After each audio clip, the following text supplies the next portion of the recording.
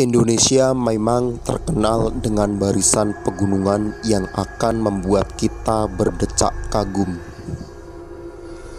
Sejumlah gunung pun menjadi tantangan lebih bagi para pendaki untuk ditaklukkan. Namun, seperti yang kita pahami, bahwa lokasi-lokasi alam memang menjadi tempat-tempat hidup makhluk-makhluk astral.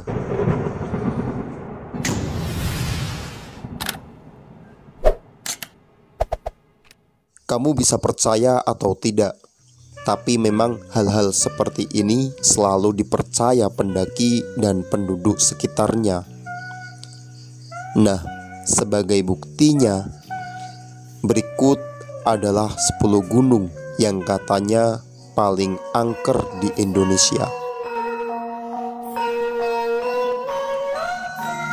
Yang pertama, Gunung Salak.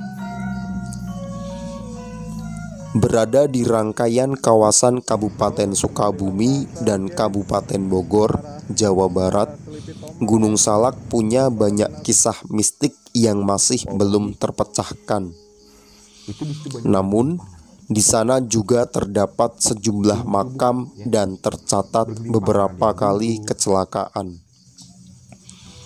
Salah satu cerita mistis tentang Gunung Salak adalah ketika pada 2007, 13 orang pemuda pecinta alam memutuskan untuk mendaki Gunung Salak dengan ketinggian 2.211 meter di atas permukaan laut ini.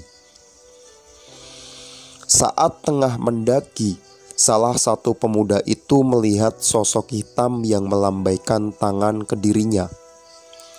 Dia langsung bertanya pada teman yang berada di dekatnya apakah melihat hal serupa. Temannya hanya berkata tidak dan memintanya untuk membiarkan sosok itu. Jelang malam hari, cuaca yang tidak mendukung akhirnya membuat mereka membangun kemah lebih awal. Ketika berhasil membangun tenda, pemuda yang melihat sosok hitam tadi tidak dapat tidur karena ada perasaan yang tidak nyaman. Dia pun akhirnya terjaga dan memutuskan untuk keluar tenda. Tak disangka, di luar tenda sudah ada sejumlah pasukan berseragam tentara berwajah pucat mengelilingi tenda mereka. Dalam kondisi ketakutan, dia tidak bisa berbuat apa-apa, terlebih ketika seekor macan menatapnya dengan mata bersinar di antara barisan tentara itu. Namun, tak lama kemudian, terdengar suara lantunan ayat-ayat doa dari bukit di atas mereka. Suara tersebut berasal dari seorang wanita. Meski begitu, dia tidak melihat wanita itu. Dia pun pelan-pelan berusaha masuk ke dalam tendanya lagi dan terlelap berkat lantunan doa yang juga mengusir pasukan tersebut.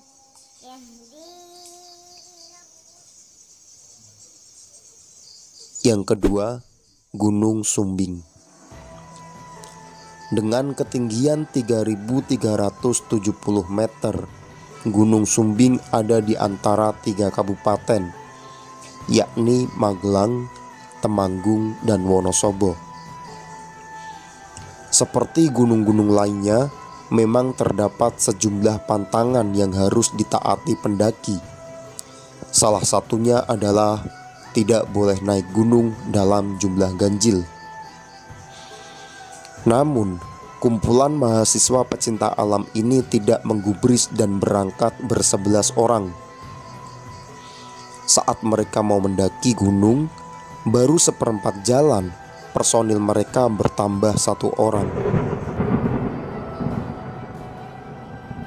Pendaki wanita yang punya indera keenam menyadari hal itu. Meski begitu, dia tidak menggubris dan tetap melanjutkan perjalanan. Sampai di puncak, anggota ke-12 itu sudah hilang.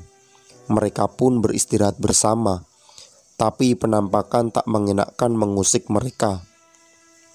Sosok pocong muncul di antara mereka ketika sedang duduk mengelilingi api unggun. 4 orang menyadari kehadiran makhluk tersebut, termasuk pendaki yang punya indera keenam tadi. Dia pun secara sengaja mengajak teman-temannya untuk berdoa dengan alasan mengucap rasa syukur sudah bisa sampai. Selesai berdoa, pocong tersebut hilang. Akhirnya mereka beristirahat sebelum turun keesokan harinya. Kejadian mistis kembali mereka alami ketika turun. Sesosok pocong mengikuti dan mengawasi mereka. Tanpa digubris, tiba-tiba pendaki yang memiliki indera keenam itu melihat sebuah pintu besar dekat lereng gunung dekat posko istirahat mereka. Pintu tersebut sangat tinggi dan indah. Terdapat penjaga dan sesosok wanita yang memanggil-manggil pendaki itu.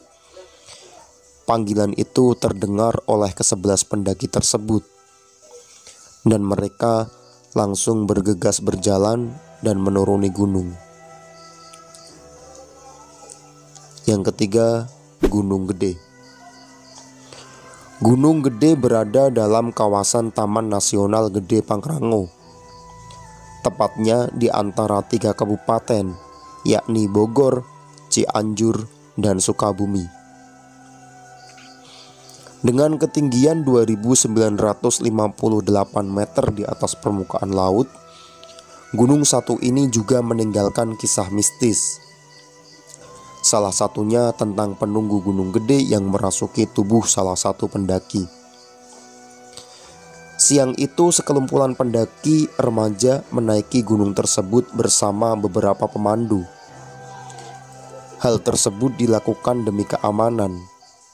Menjelang sampai ke puncak, rombongan tersebut beristirahat. Namun, salah satu pendaki melakukan tindakan yang tidak sopan. Dirinya buang air kecil sembarangan tanpa permisi terlebih dahulu. Setelah kencing sembarangan, pandangannya langsung kabur. Entah mengapa. Dia langsung beristirahat, lalu melihat sesosok pria dengan pakaian kerajaan sambil membawa keris.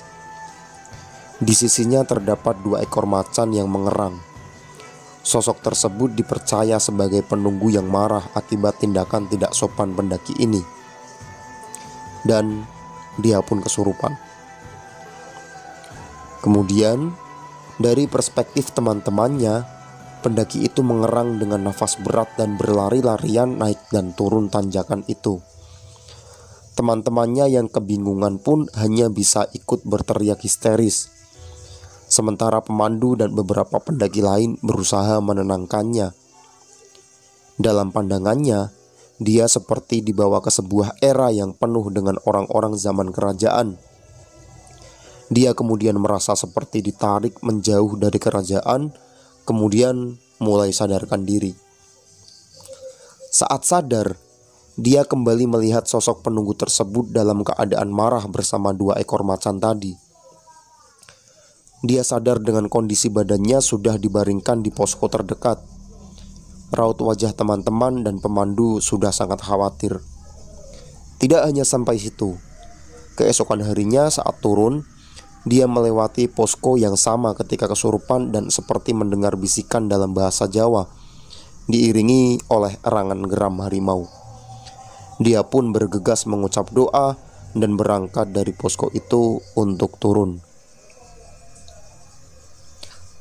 Cerita yang keempat, di Gunung Semeru. Dengan ketinggian 3.676 meter di atas permukaan laut, Gunung Semeru ada di antara 2 kabupaten, yakni Malang dan Lumajang. Gunung ini juga masuk kawasan Taman Nasional Bromo Tengger Semeru, menjadi gunung tertinggi di Jawa. Semeru juga tidak sedikit menelan korban, sama seperti ketika perjalanan 5 pendaki dan 1 anjing ini yang akan membuatmu merinding. Hari itu, kelima pemuda ini memutuskan untuk melakukan ekspedisi di Gunung Semeru. Mereka merupakan kumpulan pecinta alam dari Madiun. Sesuai dengan jadwal, Persiapan mereka telah selesai dan mereka langsung memulai pendakian. Namun tak lama mereka bertemu dengan seorang pendaki wanita. Pendaki wanita tersebut mengaku sendiri dan ingin menuju puncak. Akhirnya dia pun diajak bergabung dengan kelompok 5 pendaki ini. Dengan mudah mereka cepat akrab dengan pendaki wanita yang ramah serta mudah bergaul ini. Tak terasa mereka berada di salah satu pos yang sudah dekat puncak. Namun, karena malam telah tiba, mereka memutuskan untuk berkemah. Memasuki malam, mereka pun terlelap. Meski begitu, mereka tetap bergantian berjaga. Pendaki pertama yang berjaga membawa anjing untuk mengawasi binatang buas. Namun tidak lama saat tengah malam, pendaki itu melihat pendaki wanita itu keluar dari tendanya dan berjalan ke arah hutan. Dalam keadaan bingung dan khawatir, dia pun mengikuti pendaki wanita itu.